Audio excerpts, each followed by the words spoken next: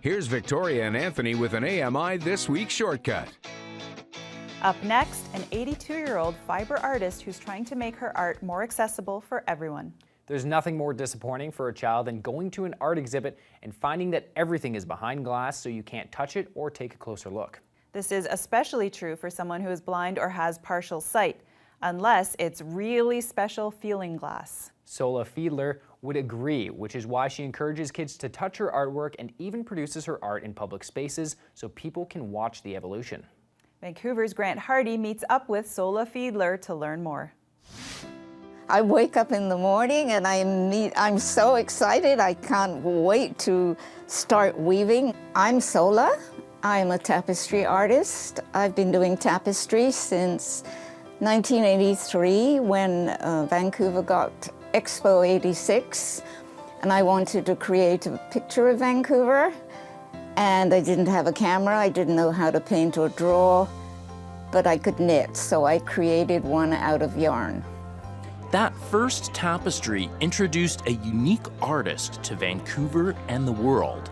And since then, Sola Fiedler has produced giant tapestries over 10 feet long of Las Vegas and Olympic host cities Sydney, Vancouver, and Salt Lake City.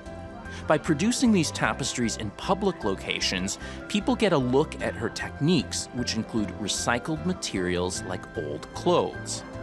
I was 4 years old when we had the Second World War in London, and no ships were bringing in supplies, so we had to keep recycling all our clothing and so forth. That's when I learned to recycle yarn and recycle fabrics. Color and sparkle is kind of my first love. And so I take even a t-shirt and add some carnival beads and make it glamorous. Sola's creative use of a variety of materials gave viewers a nearly photographic bird's-eye view of a city. But it's not just about appearance. For Sola, the sense of touch is important too. Almost everywhere in an art gallery there are signs, "Don't touch."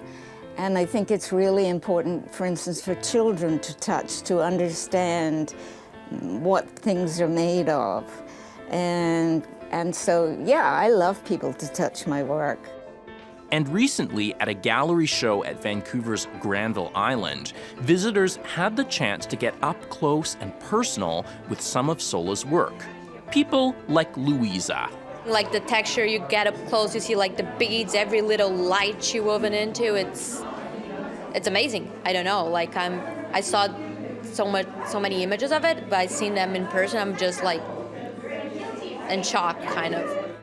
It was at her home that I got a touch tour of her art and learned more about her work. This is actually what I work on. These are the vertical threads, which are like ½ an inch apart, and I just weave in and out of them, and I create the picture, and then I keep pressing down. A piece she's especially proud of is a reimagining of the Canadian flag in rainbow colors. This one's 8 feet by 4 feet, so the proportions are 2 to 1, so I got that right. And then each of those red parts on either side, on your side I did it orange, red, pink, purple, and puce. And then on my side we've got yellow, lime green, a regular green, a regular blue, and then a deep blue. Okay, this is the maple leaf, and it's earrings and necklaces and sequins and beads. And if you feel around the edge, you can feel how big the maple leaf is. There's something special about Sola's tapestries, whether the color or the subtle details in each piece. It's something that really stands out for Simone, who attended Sola's show at Granville Island. The attention to detail, that's what I'm blown away by most, is the attention to detail, but also how when you look at it and you touch it, it's all about the touch and the feel. It's amazing. Sola's work is incredible, and her dedication to making her artwork as accessible as possible is very admirable. It really is. Her exhibit on Grenville Island attracted media attention, but apparently her favorite interview was with Grant. Being interviewed by a reporter with sight loss gave her a new perspective and made a big difference in her life. Sola's exhibition on Granville Island has come to a close, but you can find out more info about Sola on her website at solafiedler.com.